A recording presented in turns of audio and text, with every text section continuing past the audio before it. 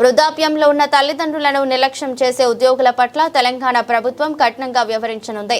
అలాంటి వారి జీవితంలో 15% వరకు కోత విధించేందుకు ఉద్దేశించిన కీలక బిల్లును ఆదివారం తెలంగాణ శాసనసభ ఏకగ్రీవంగా ఆమోదించింది. ప్రభుత్వ, ప్రైవేట్ రంగ ఉద్యోగులతో పాటు ప్రజాప్రతినిధులకు కూడా ఈ చట్టం వర్తించనుంది. ఈ సందర్భంగా ముఖ్యమంత్రి రేవంత్ రెడ్డి మాట్లాడుతూ వృద్ధ తల్లిదండ్రులకు రక్షణ కల్పించడంలో ఈ బిల్లు ఒక చరిత్రాత్మక ముందడుగని అభివర్ణించారు. కన్నవారు కన్నీరు పెట్టే పరిస్థితి రావటం సమాజానికి మంచిది కాదు. తల్లిదండ్రులను గౌరవించని వారిలో భయం కలిగించేందుకే ఈ చట్టాన్ని తీసుకొచ్చామని సీఎం స్పష్టం చేశారు. ప్రభుత్వ, ప్రైవేటు ఉద్యోగులకే కాదు అధ్యక్ష, ప్రజాప్రతినిధులను కూడా ఈ చట్టం పరిధిలోకి తీసుకొచ్చిన. ప్రజాప్రతినిధులుగా గొప్ప గొప్ప ఉపన్యాసాలు ఇచ్చేటోళ్ళు కూడా కన్న తల్లిదండ్రుల పట్ల బాధ్యత నిర్వహించిన వాళ్ళను కూడా నా కళ్ళతో చూసిన అధ్యక్ష.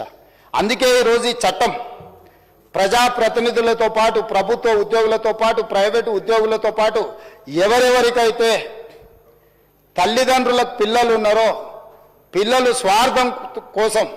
స్వార్థంతో కూడుకున్న ఆలోచనతోని తల్లిదండ్రులను నిర్లక్ష్యం చేసినరో ఆ పిల్లలకు గుణపాఠం చెప్పడానికే ఈ చట్టం తెచ్చినాం అధ్యక్ష. ఒక కలెక్టర్ దగ్గర, ఒక ప్రభుత్వ అధికారి దగ్గర నా కొడుకు నన్ను సరిగ్గా చూసుకుంటలేడు అని ఒక అప్లికేషన్ పెట్టిందంటే ఆ వ్యక్తులను సమాజం అంతా బహిష్కరించాల్సిన అవసరం ఉంది అధ్యక్ష. తల్లిదండ్రులను చూసుకోనోడు ఈ సమాజంలో మనిషిగా జీవించడానికి కూడా అర్హత లేదు అధ్యక్ష. అట్లాంటి వాళ్ళని మనం అందరం సామాజిక బహిష్కరణ చేయడమే కాకుండా చట్ట పరిధిలోకి పట్టుకొచ్చి ఒక చట్టాన్ని, ఒక శాసనాన్ని చేసి ఈరోజు వాళ్ళను, ఆ తల్లిదండ్రులను కాపాడే బాధ్యత ఈ సభ మీద ఉన్నదని నేను భావిస్తున్నా అధ్యక్ష. మనం చదువుకున్న వాళ్ళం, విజ్ఞత ఉన్న వాళ్ళం, ప్రపంచంలో జరుగుతున్న పరిణామాల పట్ల అవగాహన ఉన్న వాళ్ళము. ఈనాడు ఈ చట్టం చేయడం ద్వారా కొంతైనా ఆ వృద్ధ తల్లిదండ్రుల కోసం మనం అండగా నిలబడ్డాము.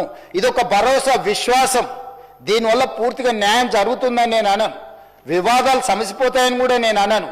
కాకపోతే తల్లిదండ్రులకు అవసరమైతే కొడుకును భయపెట్టడానికి ఒక మంత్రదండం ఇవ్వాలి, వాళ్ళకు ఒక శక్తి ఇవ్వాలి. నా చేతిలో ఈ చట్టం ఉంది. స్పీకర్ గడ్డం ప్రసాద్ కుమార్